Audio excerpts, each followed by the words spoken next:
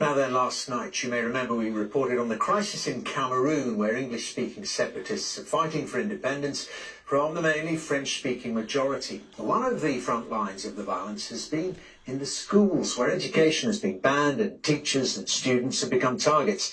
And that has sent study underground. Well, Sky's special correspondent Alex Crawford and cameraman Kevin Shepherd have gained rare access to the military in Cameroon, and they travelled to the Anglophone area of the country where those separatists are fighting for independence from the majority-speaking French governments.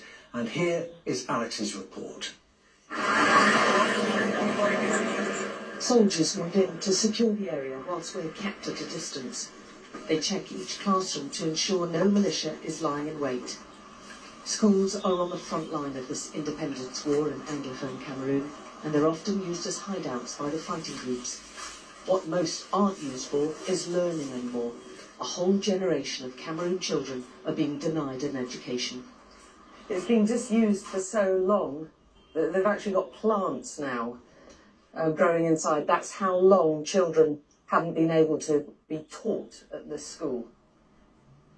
Inside, soldiers check out what looks like a store, which they suspect may have been used to hide weapons. The last lesson in English is still on the blackboard.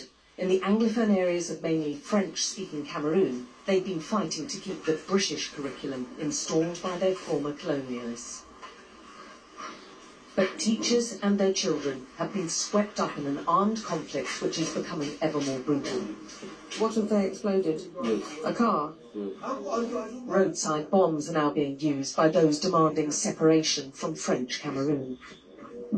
The movement, which began as a plea for more autonomy, led to the declaration of their own country of Ambazonia, with their own flag, and has morphed into what looks like turning into a savage civil war. Much of the learning's been forced underground. Studying is done furtively now, like at this secret school, where they can barely remember life before the insurgency. Do you miss it? Do you miss school? Yes. The separatists have banned education in government schools, and those flouting their diktats face imprisonment, torture or death, and age is no barrier. The army says this 7-year-old was hacked to death, his school uniform enough to earn his killing. This head teacher paid with his life for opening his school. Others have been beheaded. Another who's been a teacher all his life has given up after his family was kidnapped and held for ransom. Right now, I don't feel safe. I'm scared. I'm scared. If they didn't find you loitering around the vicinity of the school, you are a target. You are a target.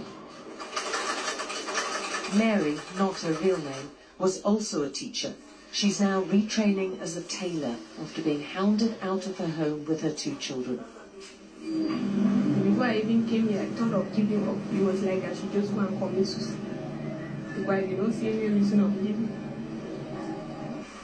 About 80% of the schools here aren't operating, and tens of thousands of people have fled the area.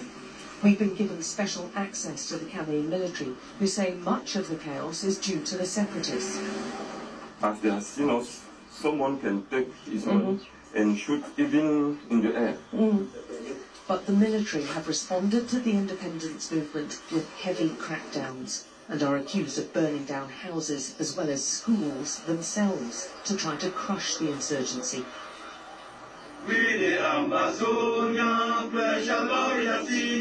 Those fighting for separation have their own anthem inside the former British territory they're now calling the country of Ambazonia, and they want Britain to sit up now and take notice. This was created by failure by the United Kingdom to transfer sovereignty to the people of Amazonia. It was created by the failure of the United Nations to oversee the implementation of its own resolutions concerning coexistence with Cameroon.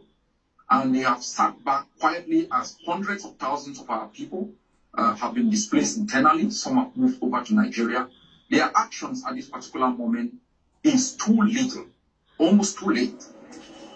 And the international indifference means hundreds of thousands of children are being denied an education. Mary's eldest is one of them. When was the last time you went to school? I don't know. Did you used to like school? Yes, What did you like about it? because I used to go there and learn. The future for children living here looks grim, and right now few outside Cameroon know about these atrocities or appear willing to do anything about what's happening here. Alex Crawford, Sky News, in the Anglophone area of Cameroon.